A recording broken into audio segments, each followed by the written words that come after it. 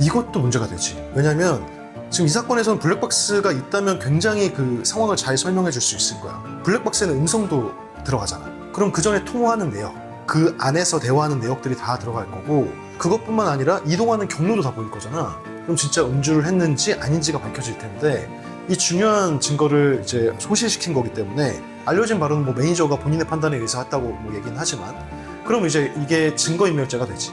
만약에 매니저가 했다면 이렇게 처벌을 받을 텐데 김호중 씨가 직접 했으면 처벌을 안 받아. 형, 이번에 김호중 씨 차 사고 난 거 들어봤어? 아, 그거 영상 봤거든?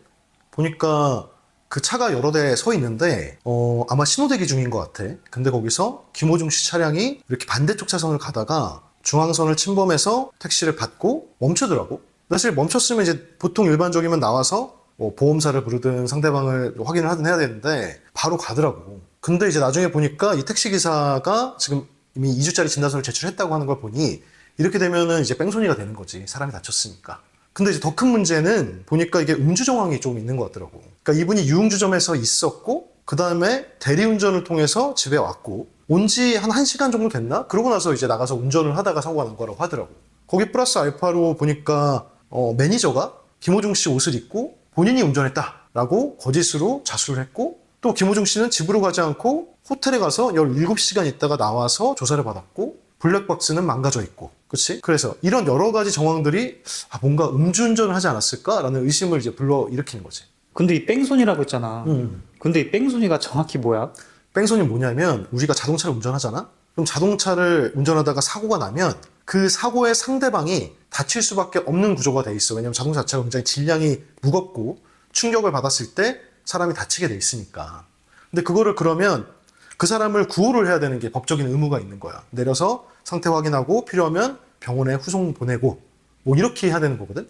근데 그걸 안 하고 이제 도망갔을 때 뺑소니라고 불러. 근데 이거 왜 해야 되냐면 지금 보니까 택시 운전기사는 그래도 많이 안 다치셨는데, 만약에 지금 크게 다치셔가지고 생명이 위태위태하다라고 했을 때는 바로 조치를 취하는 거랑 아닌 거랑 그 사람이 나중에 죽을 수도 있고, 또 회복에서도 회복을 어디까지 할 수 있느냐 뭐 이런 것도 굉장히 중요해지거든.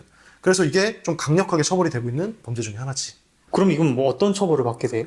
이게 특정 범죄 가중처벌법에 따라서 이게 1년 이상의 유기징역 또는 500만 원에서 3천만 원 사이의 벌금 뭐 요 선에서 처벌을 받게 돼 있어. 근데 정황을 보면 음주운전한 것처럼 보이잖아. 보이긴 하지, 그치? 이거 음주운전 인정될 것 같아? 아, 이게 나는 조금 쉽지 않다고 봐. 왜냐면 일반적으로 음주를 평가를 해서 처벌을 할 때는 호흡기 측정을 한다거나 체열 측정을 하거든? 근데 김호중 씨는 17시간 있다 와서 검사를 받았기 때문에 이게 안 나왔어. 그게 왜냐면 그 처벌을 할 때 음주 수치가 들어가야 되거든. 근데 좀 요번에 좀 이례적으로 경찰분들이 굉장히 열심히 이제 업무를 보신 거긴 한데 소변 검사를 해서 국과수에 넘겼다고 하더라고. 근데 그 결과가 운전 당시의 예측치가 아마 음주를 한 것 같다라는 결과지가 나왔다는 거야. 근데 과연 이거 가지고만 처벌이 될까? 왜냐면 굉장히 일반적이지 않은 방법이기도 하고, 체열이나 호흡기 같은 경우에는 위드마크 공식이라는 게 있어. 운전 당시와 측정할 시기 사이에 시차가 발생하면 그 사람의 몸무게 또는 어떤 시간 뭐 이런 것들을 다 계산해가지고 역추적을 하는 계산법이 있거든. 그렇게 해서 운전 당시에 어느 정도의 그 혈중 알코올 농도였는지를 판단하는 건데 소변으로 되는지를 잘 모르겠어. 일반적으로 사용하는 방법이 아니라서. 그러면 처벌이 안 될 수도 있지.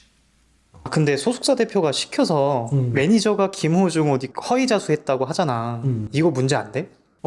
그게 이제 문제가 되지. 그게 왜냐면 이 뺑소니만 하더라도 범죄잖아. 근데 범죄자를 숨겨준 거잖아. 그러니까 이게 범인도피죄에 해당돼.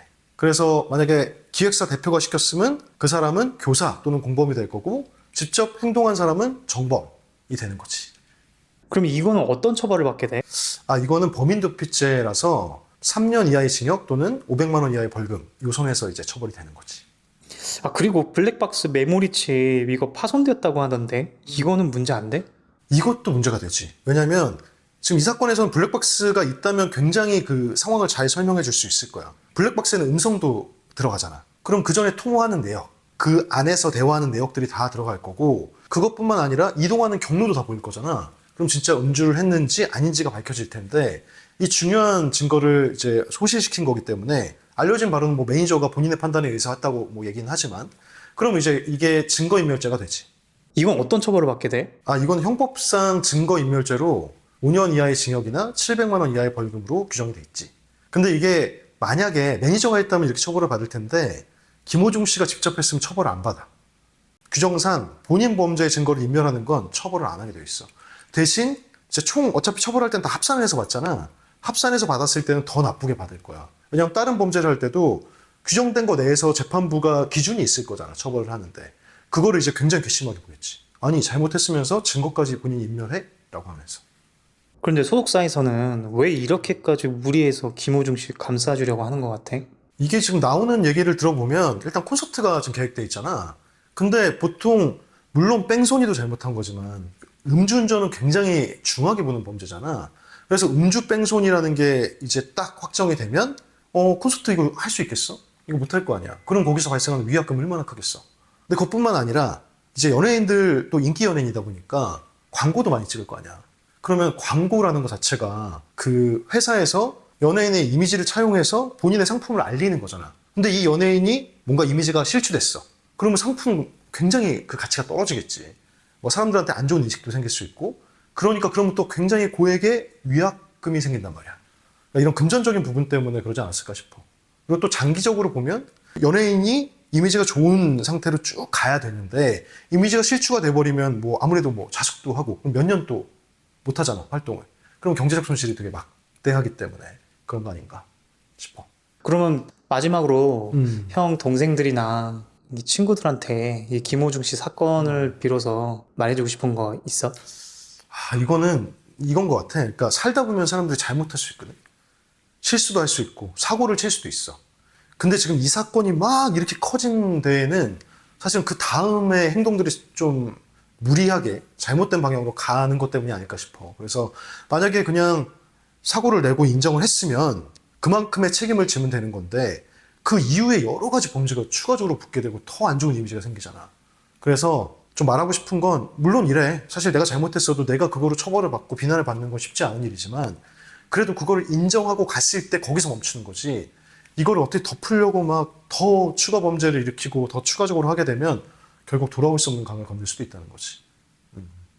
형 뭐 더 할 얘기 없어? 밥 먹으러 가자.